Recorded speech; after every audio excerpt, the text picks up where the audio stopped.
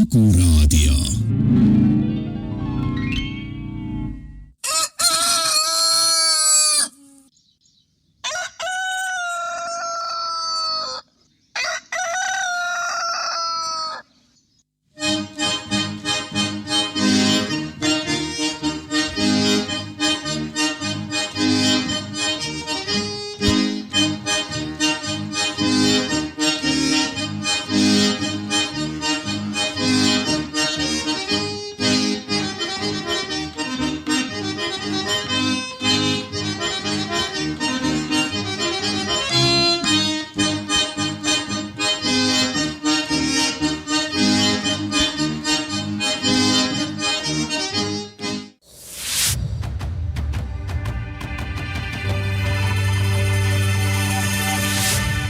Stuudios on ajakirjanik Heimar Lenk.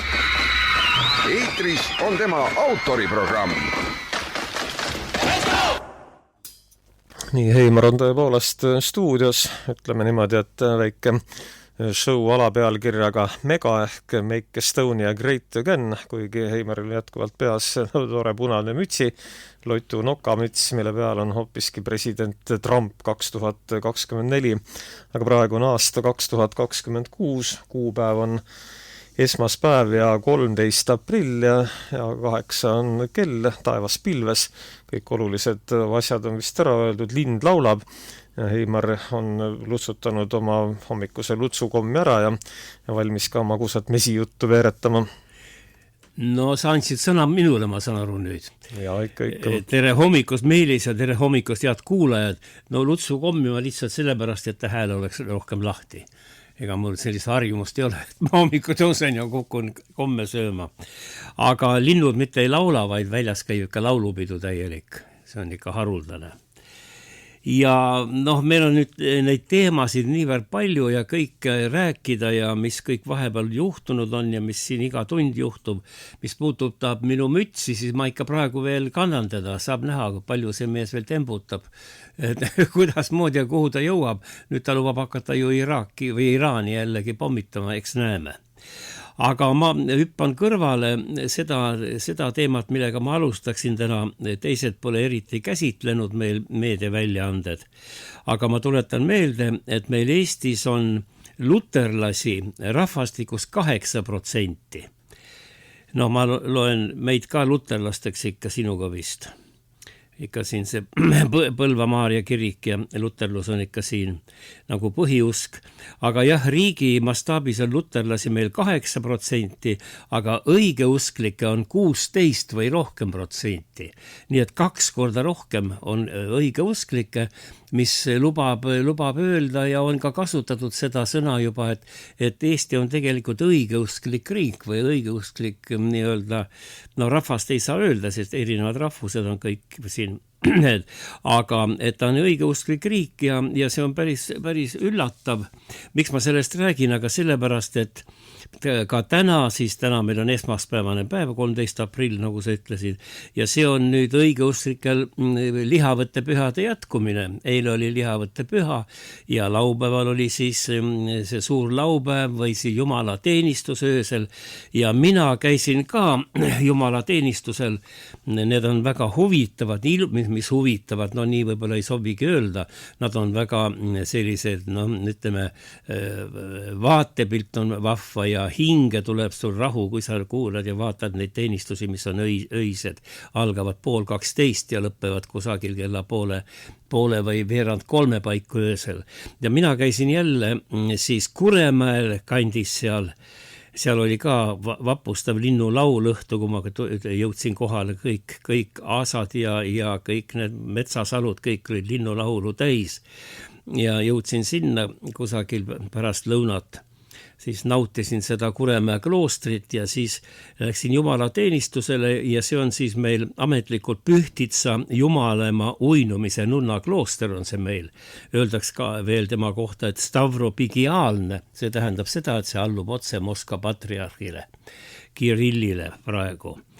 Ja seal on see õine Jumala teenistus, ta annab sulle nagu selle, ma ei ole küll vene õigeusklik, aga naudin neid teenistusi aeg-ajalt ja selline selge öö oli, kirikukellad löövad, ma seal käisin, jalutasin hoovi peal, kirikukellad löövad, sees kostab uhket laulu, kirikulaulu ja pühade isade hüüatusi, et Hristos voskres ja taevas on niisugune ilus sume, pool sinine selline, mitte väga must taevas ja tähti täis, nii et see on suur elamus, kui sa seal käid ja vaatad. Ja no ma midagi muud kaasa ei saanud tuua, et ma oleks pidanud sulle vist muna tooma. Mulle anti nunnade munasid, näed, aga ma unustasin ära. Nunnadel on munad või? Punased munad. No jah, hea, et sa kirikukella helinaidki tõid. No ma ütlesin, et mida ma kaasa toon ja siis Pühtitsa kloostri kella võiks kuulata, seal kellalööjad on seal, see mehi ei tohi ju kloostris elada ega olla. Ja siis tüdrukud, nooremad löövad siis kella, mitmekesi seal, terved kellamängud on. Et kuulame hetkeks siis Pühtitsa Jumalema uinumise nunnakloostri kellamängu kellatornist, mis oli siis nüüd 2 päeva tagasi öösel.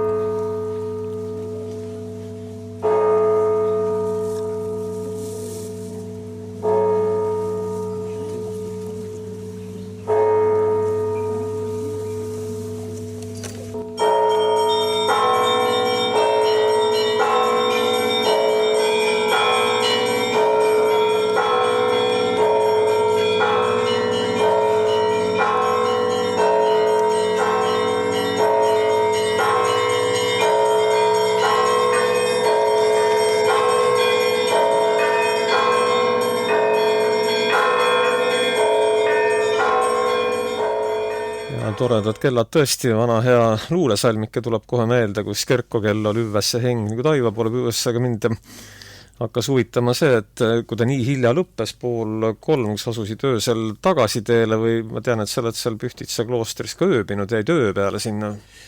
Ma seekord ei jäänud öö peale, sellepärast, et esiteks ma ei saanud sinna õigel ajal kohta, ei hakanud lunima ka. Seal on palju külalisi, käib näiteks seal jumalateenistuse või jalutades rahva sead, ma kuulsin seal muidugi eesti keelt ja vene keelt ja läti keel ja soome keel oli ja need olid inimesed kohal. Aga ma ei jäänud ööseks, ma sõitsin ära kusagil kella 3 paiku. See sõit on ka tagasi, sõit on väga uhke, sellepärast, et päike hakkab varsti tõusma ja kevadesen aeg ja Peipsi järv vasakut kätt ja sõidad Põlva poole, nii et see kõik on üks suur elamus, nii et tuled tagasi, oled nagu teistmoodi inimene, mõtled need eluväärtuste peale rohkem. Et mitte pisiasjad ei tohiks ja argielu ei tohiks siis elu mõtet segada. Ja seal on, muidugi see klooster ise on kõik ju haruldaselt korras, aga mis mulle silma torkas, ma olen ka siin Helle aiapidaja või Helle aiatööline nii-öelda kodus.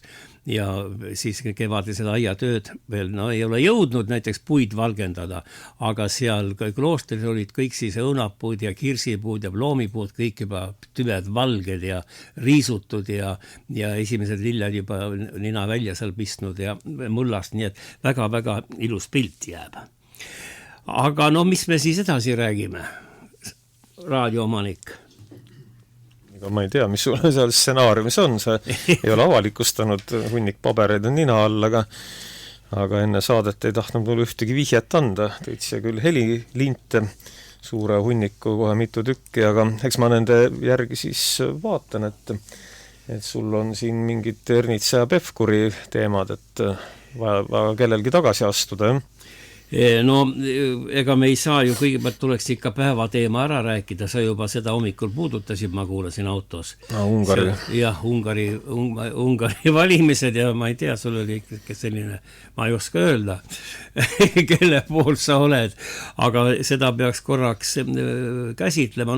Ungari valimistest nüüd täna räägitakse palju, aga mulle hakkas kõrva sinu enda ütlemine hommikul täna, et näed, et kui e-valimisi pole, siis võib ka olukord riigis muutuda. Ungaris ei olnud e-valimisi, olid siis, võib arvata enam-vähem ausad valimised, ja Orban kaotaski oma koha ära ja siis paistab, et neid võltsinguid palju ei olnud, sest muidu oleks Orbani partei see Fides hakanud ju kohe kõvasti hüüdma ja nõudma uusi valimisi ja ülelugemist ja kõike. Et see on väga märgiline, et need valimised esiteks olid nad ju ligi 80%, peaaegu oli ju osavõtjate arv. Ja siis muidugi selle Peeter Majari poolt olid muidugi üli ja veri noored inimesed, kõik pildi järgi. Ja Orbanil olid vanem seltskond toetas, aga nüüd nii eilne õhtune pilt kui ka varem, seal olid ikka miljonid ja miljonid inimesi tänaval, kes kõik siis nii-öelda tegid kampaaniat ja protestisid seal ja et mida nagu Euroopa riikides võib vähe näha, Iraanis ainult kohtame selliseid täistänavaid. Aga niimoodi seal läks, aga tõepoolest see on tõsine küsimus, mis sa üles tõstsid, et kui sul on need e-valimised, siis on niimoodi, et see režiim ei saagi muutuda, kogu aeg pannakse ära ja me täna sellest siin räägime, et sellest ajast peale, kui tulid Eestis e-valimised, on Reformierakond alati võitnud. Ja nüüd me näeme, kui väike protsent tal praegu on.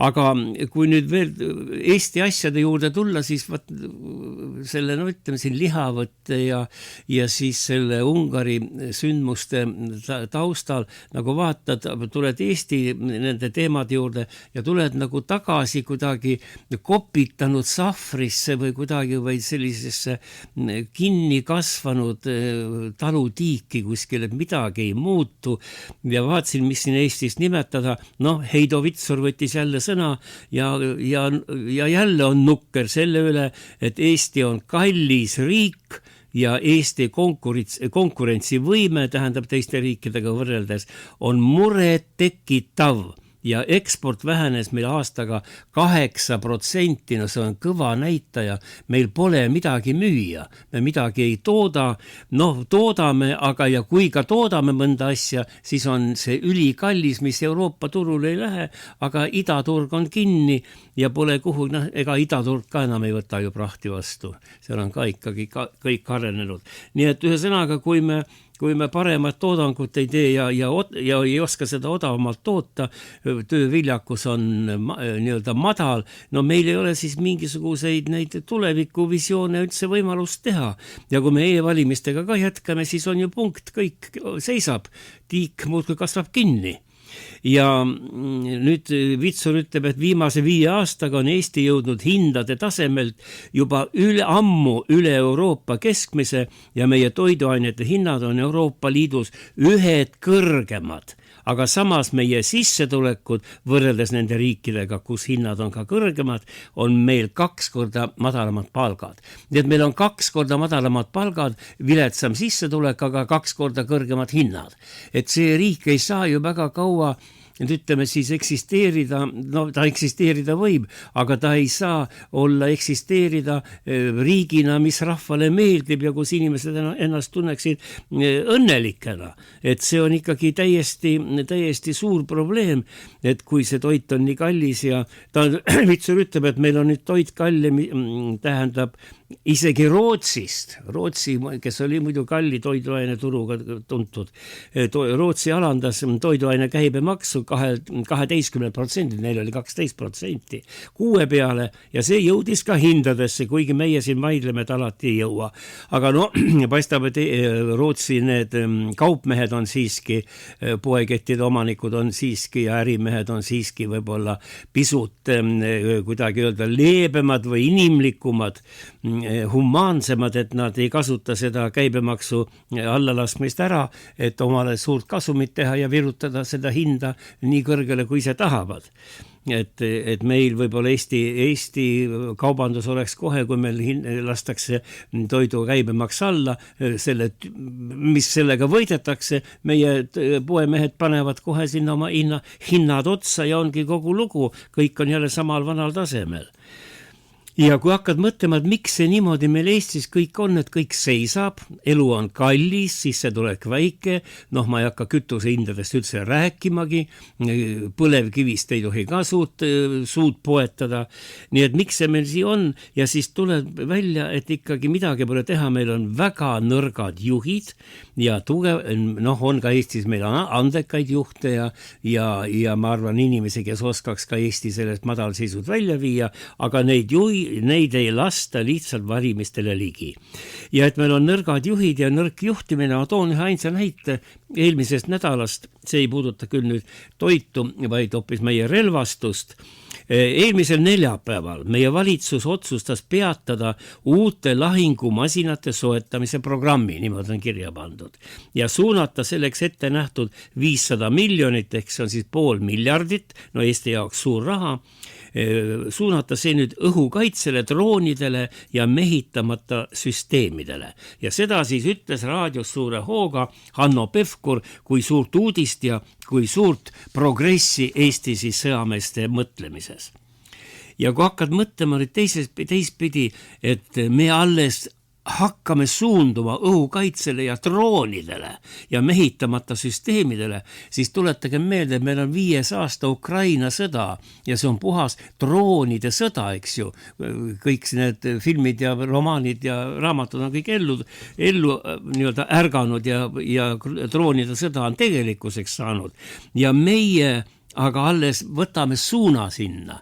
Alles me ehitasime neid punkreid, ma ei tea, kas me oleme sinuga Meelis rääkinud, ma ei tea, kas need punkreid sa käid seal lõuna pool, on näha mõnda juba ka või? Ei ole julgenud minnagi sinna kanti. Ei tohi minna ju, panevad kinni, ei saa minna.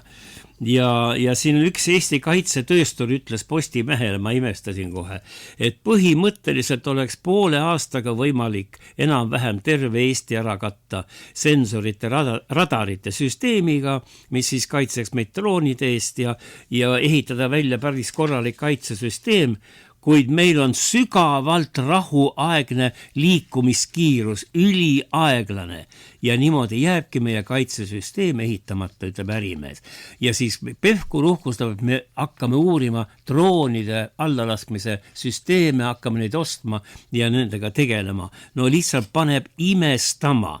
Ja muidugi see tuleb ikkagi välja niimoodi, et ka selles kaitsesüsteemis käib või on üks suur korralagedus, mulle tundub.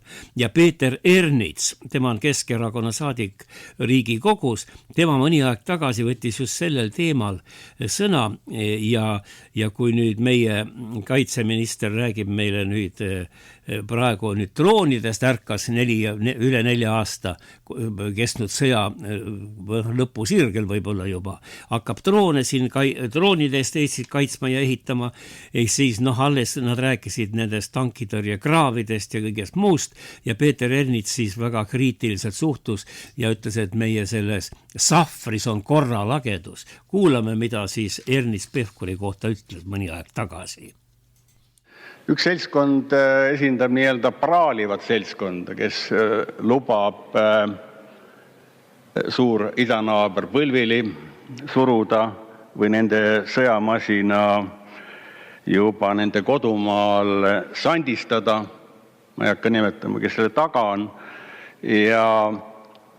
Ja räägib, et kõik on kindlates kätes. Jutt on kaitseminister Pevkurist ja Reformierakonnast.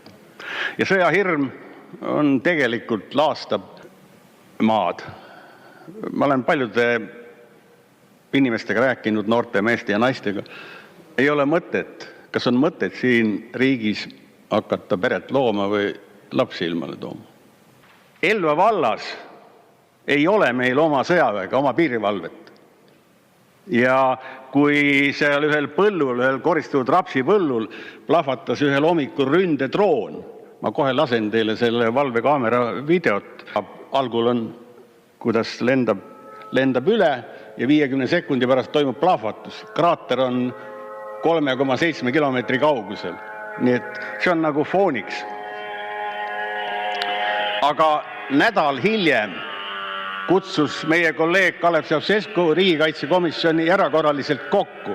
Nädal hiljem oli vaja puhata. Mis kiirus see on? Piinlik. Ja saatusirooniana tuli Riigikontrollil just samal ajal välja sellega. Näitas, et täielik bardakk valitseb. Rahasid on palju ja tuleb veel juurde ja nii-öelda sahvris on täielik bardakk ja sahvri ümber. Ja kui usaldus riigi valitsejate vastu on minimaalne, siis tekib küsimus ka, kui paljud Eesti mehed oleksid valmis, kui vaja, rindele minema. Mina ei ole küll kindel, et see kaitsetahe on liiga suur. Nii et minu meelest, kui mingisugusel asutuses või sõjaväeosas oleks selline korralagedus, ma arvan, see juht ei jätkaks. Aga selle koha pealt on kummaline arvamine, et kaitseminister, kes vastutab, jätkaks. Ma arvan, et ta ei peaks jätkama, kuigi on tore mees. Aitäh! Vaat niimoodi ütles siis Peeter Ernits meie kaitsepoliitika kohta. No ma küsin sinu käest nüüd, Meelis, kas sina, minul enam seda ohtu ei ole, mind eriti ei kutsuta, aga kas sa oled valmis minema nüüd rindele kohe, kui näiteks tuleb konflikt ülehomme? Ega eriti ei ole küll, ausalt öeldes. Tahet ka ei ole. Ma ei ole isegi endale sellist särki Selverist ostnud, kaitsetahe peale kirjutatud. No sul peaks valmis olema riidepakk ja katelokk ja lusikas ja kahvlit ei tohi võtta kaasa. Isegi kordusuppustele kutsutud. Esiteks ma olen käinud ju Vene sõjaväes hoopis tükkis, nii et mul ei olegi selle Eesti armeega mingit erilist seost ega pistmist. No aga oled sa Vene sõjaväe selle vande nüüd endalt maha pesnud või? No kuidamoodi. No vot... On mingi eraldi protseduur välja mõeldud. No vot ei teagi, muide see on üks huvitav küsimus, et siin on ju hulk inimesi veel, kes on üle keskea või vanemast, et nemad on kõik ja mina ka kaasa arvatud, oleme ju Nõukogude Liidule truudust vandunud ja lubanud teda kaitsta viimase veretilgani, nagu oli vandunud. Kuivõrd liitu ei ole, siis järelikult on maha pestud, ma arvan. No aga samal ajal Venemaa on Nõukogude Liidu õigusjärglane, eks ju, võta nüüd kinni. No seda küll jah, aga ega ma ei ole kunagi eriline militarist olnud, et pigem ikka patsifistlike kalduvustega tegelane. No vaat niimoodi, et tuleb siin terve rida küsimusi üles, kui sa vaatad neid meie kaitsepoliitikat ja no siin on ikka huvitav, kuidas moodi meie kaitseväe juht ja terve rida juhtivaid ameteid siin mõni aeg tagasi läksid kõik eraettevõtlusesse, unustades oma koduarmee maha ja vahetades ametit ja peale selle rahvas küsib ja saadikud küsivad, et kuhu need hiigelsummad, meil on ju siin miljardites jutt väikese Eesti jaoks, miljard on ju kohutavalt suur raha ja selle üle arutasid ka Mart ja Martin Helme, Riigikogu liikmed, isa ja poeg, kes käisid siin hiljuti ka eelmine nädal Põlvas siin kohtumas rahvaga ja nemad oma raadiosaates Räägime asjast küsisid otse välja, Martin Helme küsis, aga kuhu on kadunud kaitsevõimele mõeldud raha, et me pole näinud ka neid relvi ja pole näidatud meile ka isegi seda sõjamoona või midagi, et kas on midagi ka varutud. Et kuulame, et nad natuke toovad sellesse küsimusse võib-olla selgust, et kuhu riigi ja rahva kaitseraha on läinud. Mart ja Martin Helme, palun kuulame. Siis julgeolekusituatsioon Eesti jaoks on järsult halvemaks muutunud. Aga kuhu raha läks? Aga kuhu kurat raha läks? Me oleme 5 aastat oleme kulutanud riigikaitsesse selliseid pööraseid summasid, et võtab pea ringi käima. Ja no ei ole ette näidata mitte midagi. No on küll ette näidata suur auk. Kraav on pikk auk maa sees, nagu ütleb definitsioon. Meil on sinna kuskile Kagu-Eestisse suur pikk auk kaevatud just nagu tankide tõrjumiseks. No mingisugune, see ei ole muidugi ilmselt see kõige suurem summa, mis on läinud. Aga see on näide sellest, kuidas me olukorras, kus me näeme väga selgelt, kuidas sõna otseses mõttes sõda on liikumas kosmosesse, õhusõjaks muutunud ja kosmosesõjaks muutunud, kus maismaa vägesid kasutatakse alles pärast seda, kui vastane on õhulöökidega, täppisraketilöökidega ja drooniparvedega purustatud. Vaat siis tuleb jalavägi ja okupeerib juba purustatud territooriumi. Meie ikka elame veel mingis teises maailmasõja aegses paradigmas, kus me kujutame ette, et me hakkame Vene tankidega ja Vene jalaväega kuskil seal Setumaal ja Narva jõe Sinimägedes pidama samasuguseid lahinguid nagu 44. aastal. Mitte midagi taolist ei tule. Mitte midagi taolist ei tule, sest et sõda on nii põhimõtteliselt muutunud. No aga kui rahast rääkida, minu meelest ikka see nagu vihje sellele, kuhu raha läks, annab meile lihtne teadmine, et raha läks sinna, kuhu läksid kõrgetest riigikaitseametitest ja kõrgetest riigiametitest lahkunud tegelased, salmid, palmid, heremid, vaherid, on kõik järsku sõjatööstuses. Kõik töötavad sõjatööstuses, riiulifirmad, mis on alles eile asutatud, saavad 100 miljonilisi tellimusi. Aga siin toimingupiirangu rikkumist ei ole? Ei, siin ei nähta, ei ole hankeid, ei ole toimingupiiranguid, ei ole keelatud tehinguid, mitte midagi. No vaat selline on see pilt ja paneb mõtlema, et miks see niimoodi on. Ja miks me siis ka niimoodi avalikult ei räägi ja ei näita rahvale, kuhu need summad on läinud ja mis sellest on saadud. Nii et me enam-vähem, tähendab mitte enam-vähem, aga tegelikult me üleüldse ei ole ettekujutust, millega praegu või missugune see Eesti kaitsepoliitika on. Ja siin on terve rida küsimusi üleval, mida inimesed ei tea, tahaks teada, aga teada ei saa. Ja tegeleme pisiasjadega ja siin on hea näide Viktoria Ladõnskaja-Kubits, endine Riigikogu liige, tema on Isamaa partei liige vist, oli kogu aeg. Ja tema kirjutas väga huvitava loo Postimehes nimelt sellesama olukorra kohta ja ta ütleb, et tegeleme pisiasjadega, iga nädal tuleb mingi pisiskandaal üles, aga suurtest küsimustest üldse nagu nende vastu huvi ei tunne ja rahvale nendest ei räägi, aga rahvaga ei arvesta ka. Ma tsiteerin nüüd, mida ütles Viktoria Ladõnskaja-Kubits. Jutumärgid. Avad hommikul uudised ja silmadel hakkab valus, kuidas Eesti ühiskonnas tekib iga nädalase intervalliga mõni uus ja terav sisekonflikt, mille puhul naasevad pinnale ümber sündinud eksperdid. Seejärel kostab järjekordne hüüe, hurraa ning arvajad viskavad end meedia ja sotsiaalvõrgustiku barrikaadidele. Probleem on aga selles, et mida rohkem seda pinnapealset hurraad meil on, seda enam on ka neid, kes vaikselt, aga kindlalt jätavad barrikaadidele ronimata. Vaat niimoodi see naisterahvas kirjutab, kahtlemata on ta tark naine ja ta ütleb, et suuri probleeme ei lahendata ja mis eriti hull on see, nüüd ma toon veel tema tsitaadi, järjest vähemaks jääb neid, kes suudavad otsustada või tahavad otsustada või suudavad vastutada. Tähendab, meil ei ole riigijuhte, kes suudaks siis, ütleme, rahvaga suhelda, rahvale öelda, kuidas olukord on, räägitakse ühte udujuttu pidevalt muide, pooltõed on meil raadios ja telekas enam-vähem ja sa isegi ei tea, mida uskuda, mida mitte uskuda.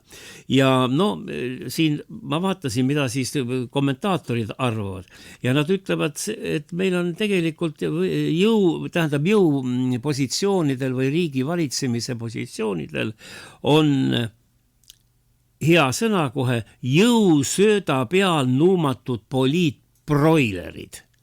Me teame, et broiler on lihaks kasvatatav noorloom või lihakana, nii et poliitjuhtide puhul on see sama, noored mehed tulevad, kleebivad plakateid, on siis need, kosutatakse jõusööda peale üles neid ja siis pannakse ministriteks.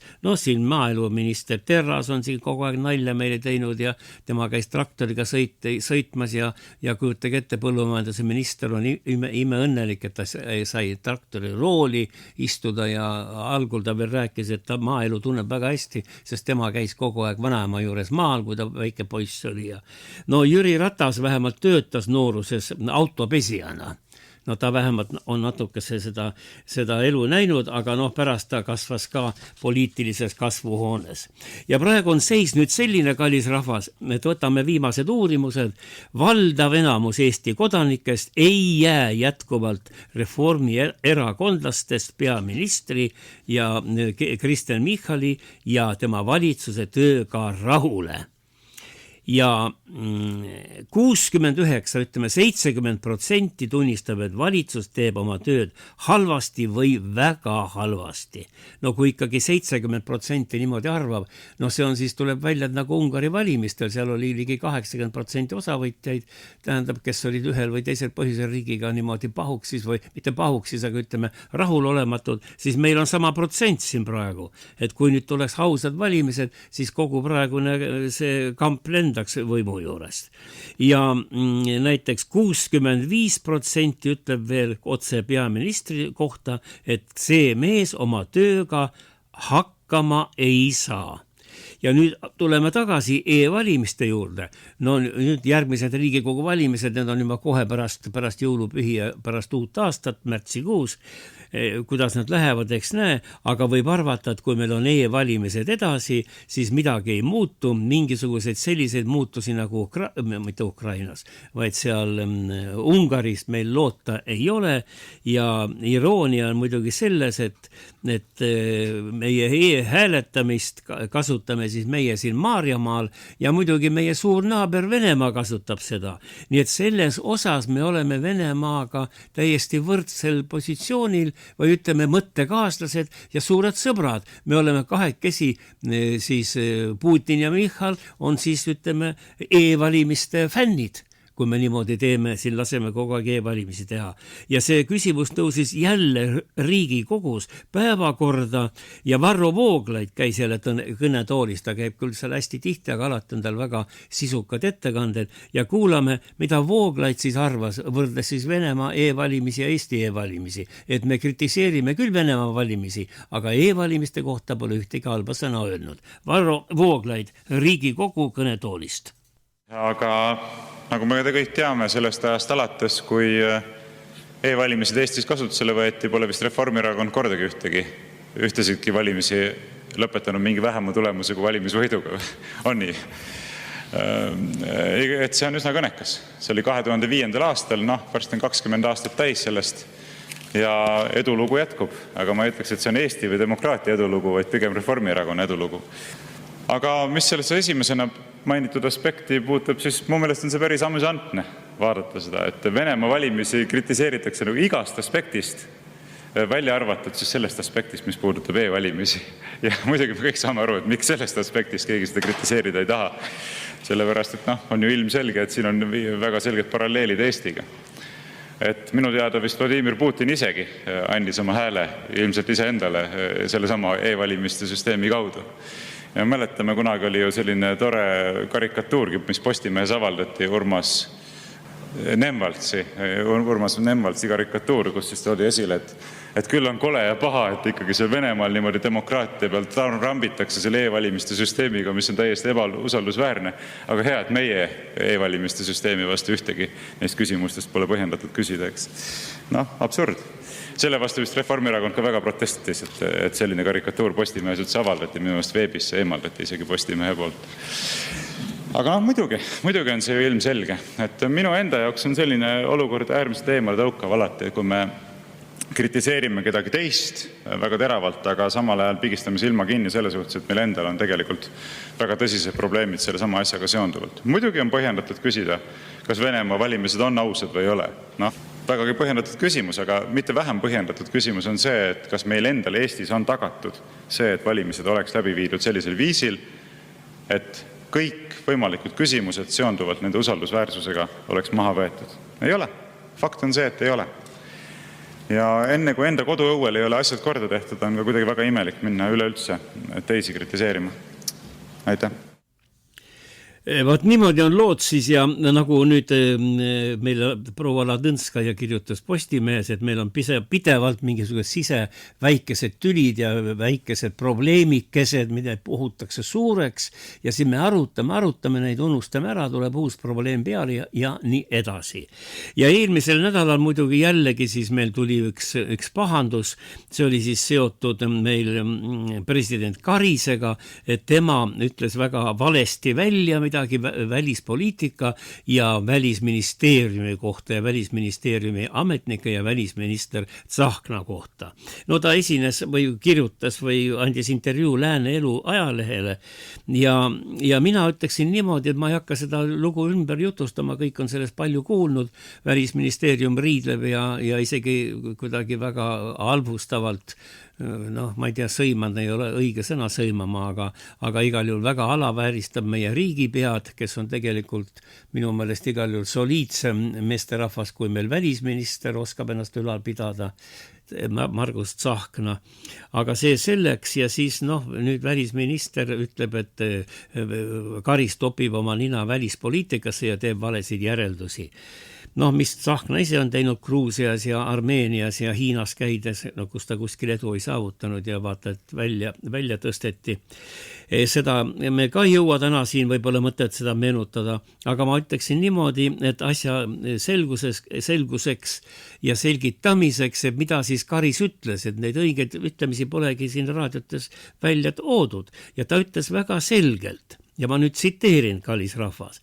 Karis, meie president, ütles niimoodi, need on tema sõnad jutumärkides, ükskord saab Ukraina sõda läbi ja siis ongi küsimus, kas meil on veel siin või seal või kolmandas kohas, kolmandas riigis sõpru järele jäänud.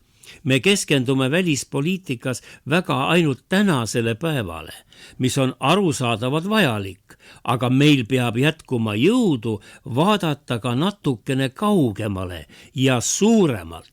Seda jõudu välisministeeriumis tegelikult ei ole. Pole inimesi, oskusi ega kohati ka teadmisi. Need olid presidendi sõnad.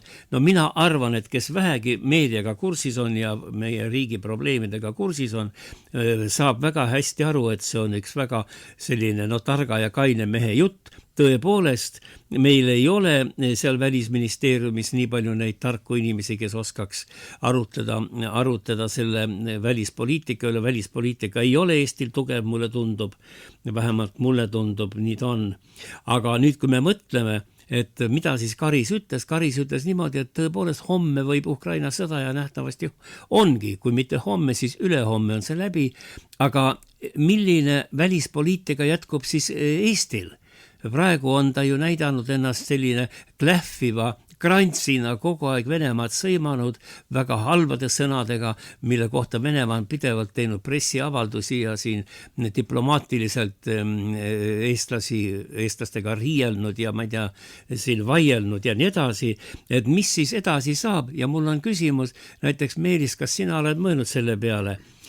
Ukraina sõda on läbi, rahuaeg, et milline on siis Eesti poliitika Venemaa suhtes? Jääme siia kõrvuti, kas me jääme edasi karjuma, et me tuleme kohe teie territooriumile ja surume teid põlvili ja laseme kõik Leningradi oblasti kaitseobjekti puruks ja oleme suured võitjad või hakkame siis juttu ajama kahekesi? Ma arvan, siis tuleb uus retoorika, et budem žit družna.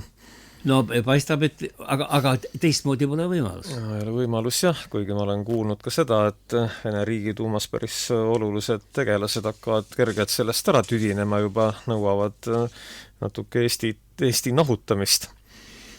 Sellest on väga palju juttu, kui sa nüüd YouTube'is käid, seal on tihtipeale ka palju liialdusi, aga tõepoolest on seal neid avaldusi võetud vastu ja see Sahharov on ju pidevalt Eesti kohta avaldanud oma arvamust ja öelnud, et kaua see klähvimine kestab. Ja saab näha, mis tuleb. Markus Järvi, tema on Objektiivi peatoimetaja ja tema naeris ka kogu selle presidendi, selle jama nüüd, mis on presidendi vastu kujundatud siin välja ja arvab hoopis niimoodi ja mina olen temaga täiesti nõus, et kui meie ikkagi ei saa presidenti otse valida, siis poleks meil presidenti üldse tarviski. Ja ma arvan, see on päris õige. Miks pärast meie siis ei lase rahval valida presidenti, aga sellele on kõik sõrad vastu ajanud, need jõuparteid või ütleme võimul olevad parteid ja millegipärast seda väga kardetakse. Kuulame korraks, mida Markus Järvi siis ütles oma Objektiivi raadiosaates. Ja loomulikult üks tasand on see, et presidendi puhul ei räägitagi sellisest võimalusest, et ta võiks olla rahva poolt valitud. Nii nagu selles intervjuus välja tuli, rahva poole näoga olemine on suitsidaalne ja katastrofaalne suundumus. Kuidas kujutate ette, et Ilvesel on jultumus see asi välja öelda niimoodi? Rahva poolt valimine on aga täielik utoopia. Sellist asja ei tohi Eesti rahvale üldse anda. Aga sellisel puhul tegelikult mina olen korduvalt öelnud ja väitnud ka, et Eestil ei ole vaja mingit presidenti. Kui rahvas ei saa valida presidenti, mida ta saab teha igal pool?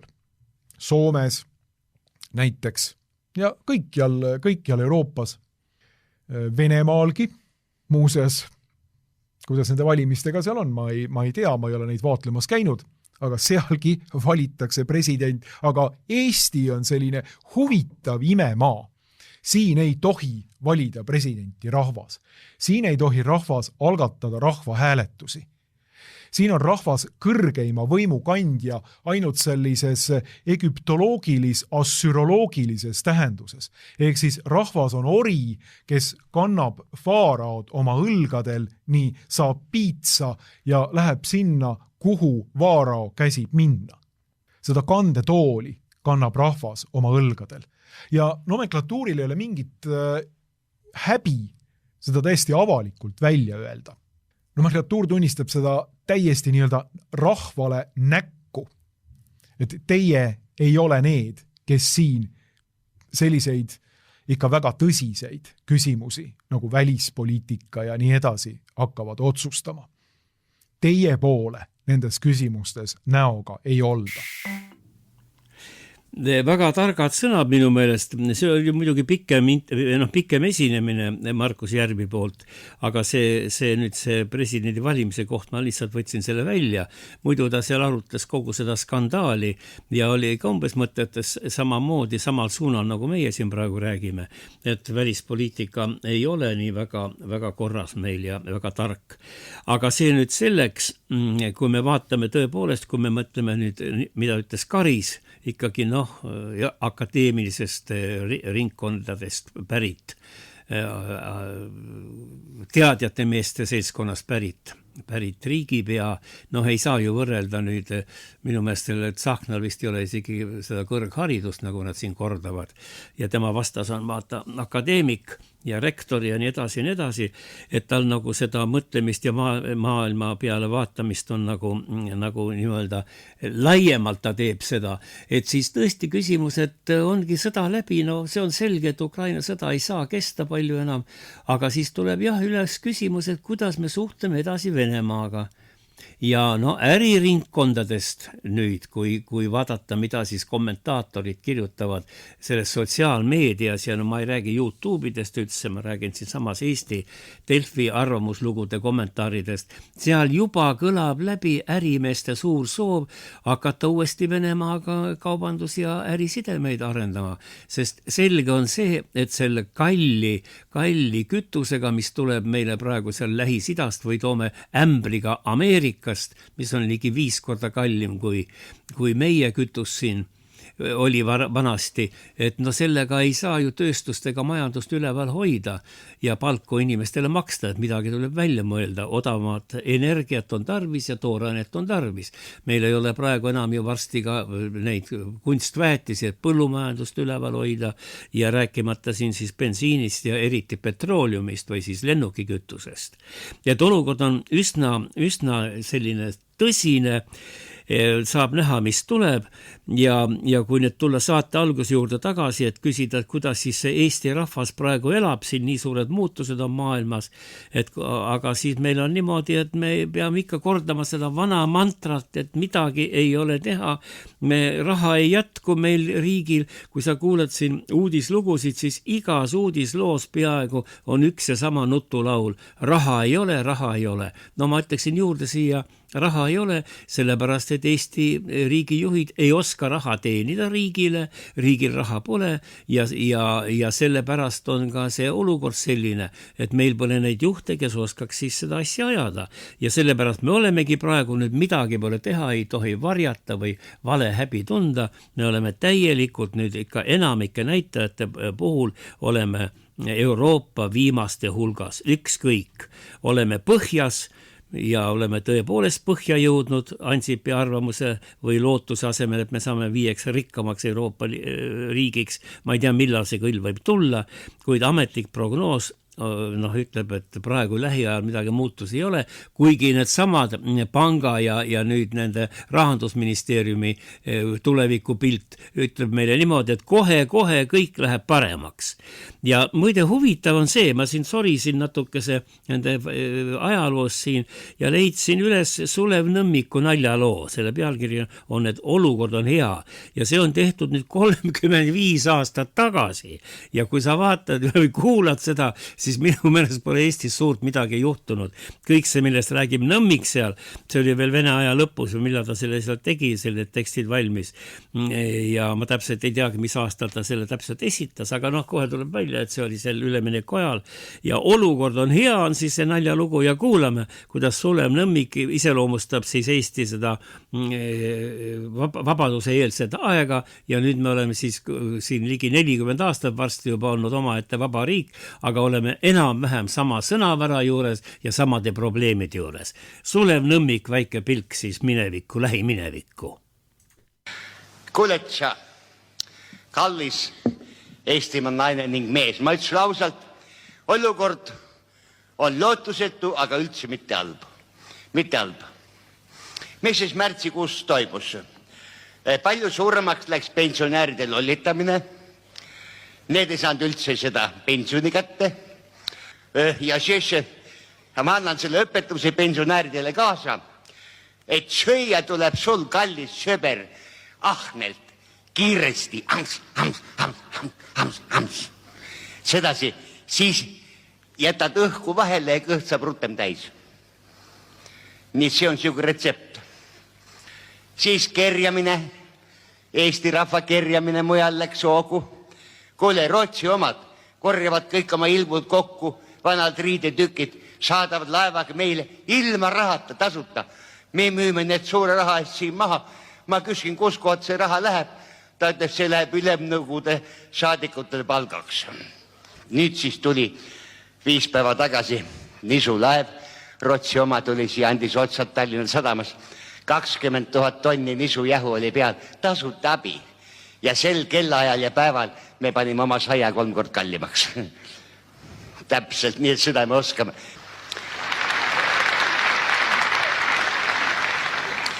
Sees ma annan sulle veel ühe retsepti. Kui sul näiteks tulumaks on suurem kui su palk, ära massa. Ära massa. Ja las panevad kinni, las küüditavad sind ära. Ära karda, Eesti rahvas hakkab sulle pakke saatma, sa oled õige asja eest väljas. No vaat, siis keeleprobleem on alati, kuigi mul on pärgast see, eesti keel on 1500 sõna on mul käppas, pani ma ees sort vasmi. See on mul käppas, aga ma ei saa need päris väljama sõnast aru. Ma ei saa seiaman aru, kes need on, kes meid juhivad. Kas need on testandid, diletandid või diversandid? Vaata ei saa aru. No siis kuriteod, märtsikuus oli 6000 kuritegu, üks kurjategija saadi kätte. Aga see üks kurjategija, see oli vägistaja. See Tina tänava katusel vägistas mitte töötav Sergei mitte töötava Tallinna Ludmilla Ši. Ning seekord jõudis politsei kohal juba enne vägistamist.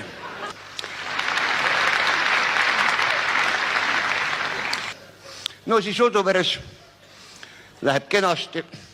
Nii palju poliitikad keerutas, ma olin nii ärritud, ma sõitsin Läku-Leena kukke alla ja kukk surnuks, nii häbi, kohe lähen Leena juurde kukk kaela pidi pius, ütlen, kuda ma sulle korvan, mis ma sulle massan. Ta ütleb, kukki pole saada ja rahal pole väärtust ja lähed ise kanade juurde.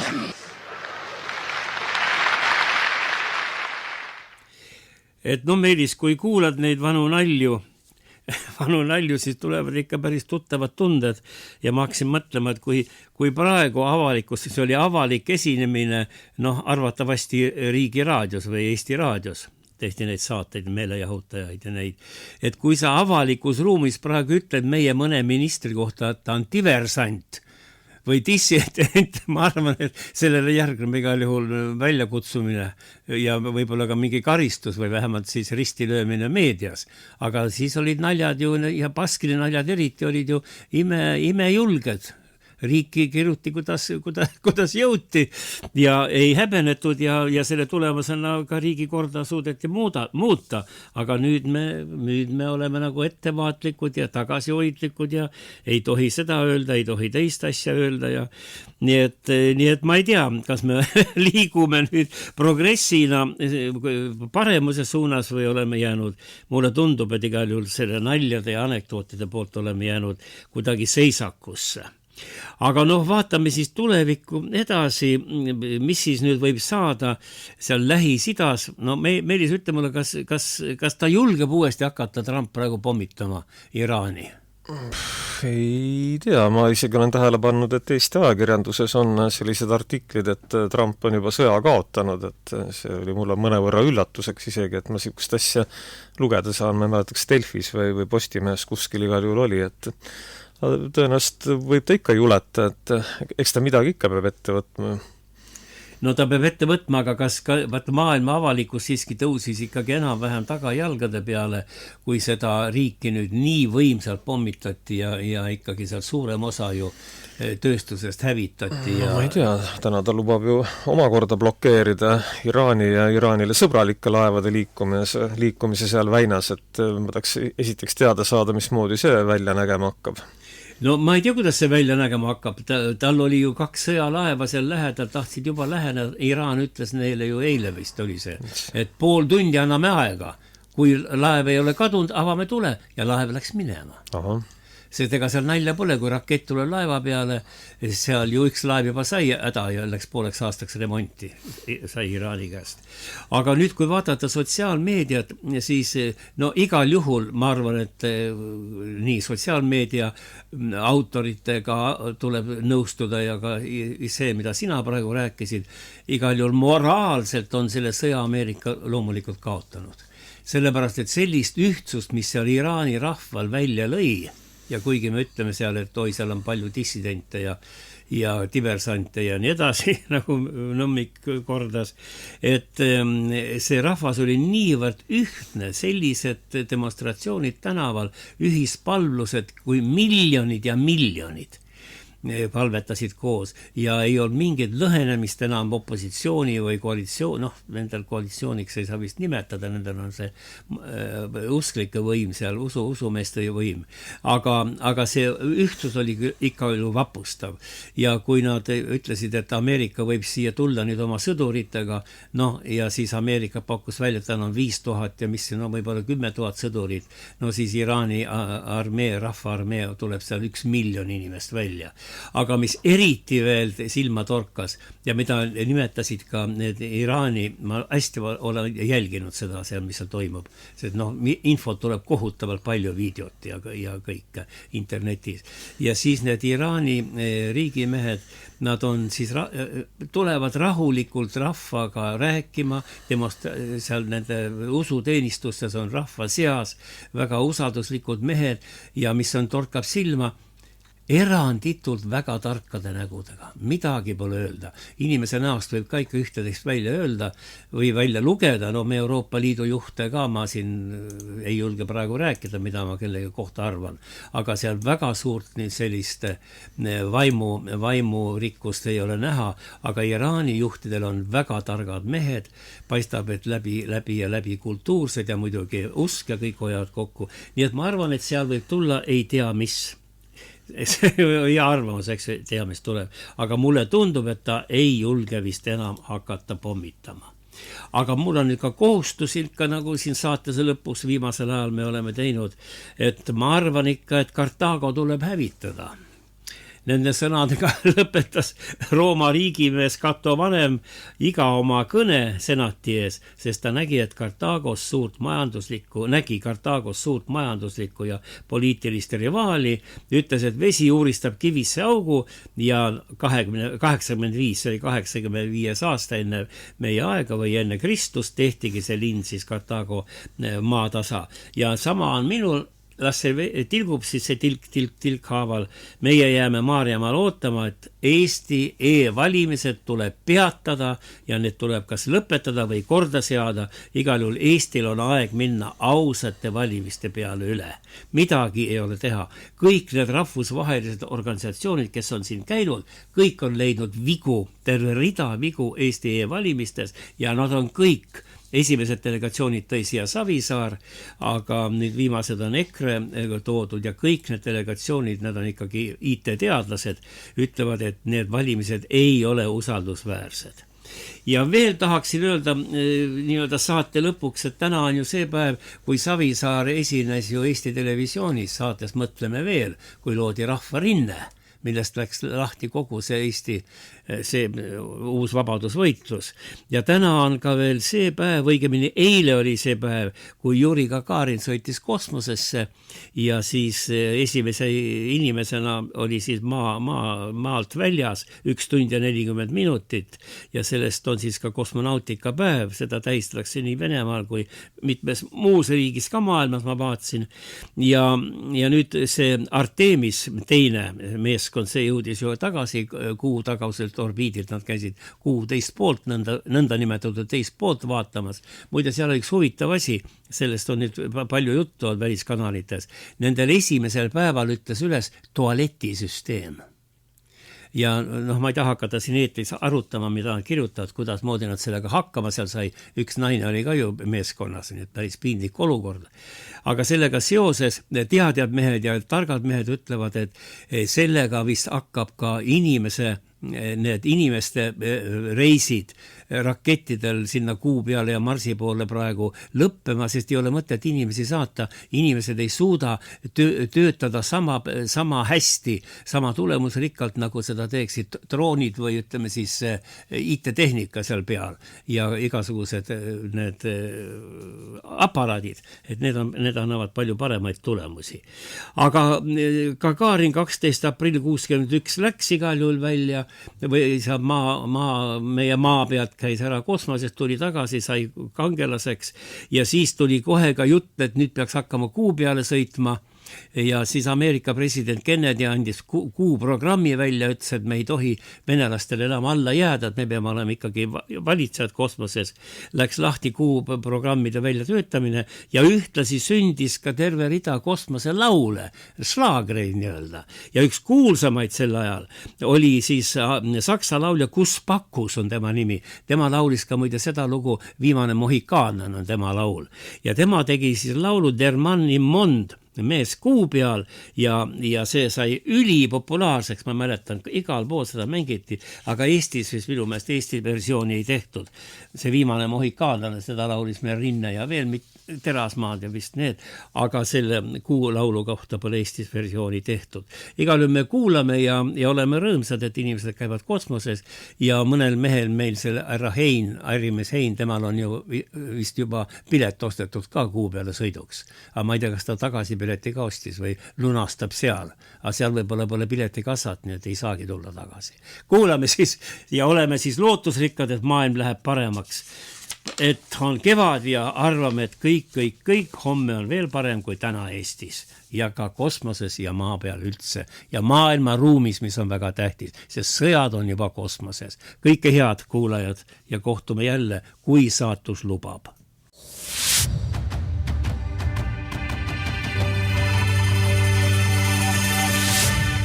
Stuudios on ajakirjanik Heimar Lenk. Eetris on tema autoriprogramm. Kagu Raadio.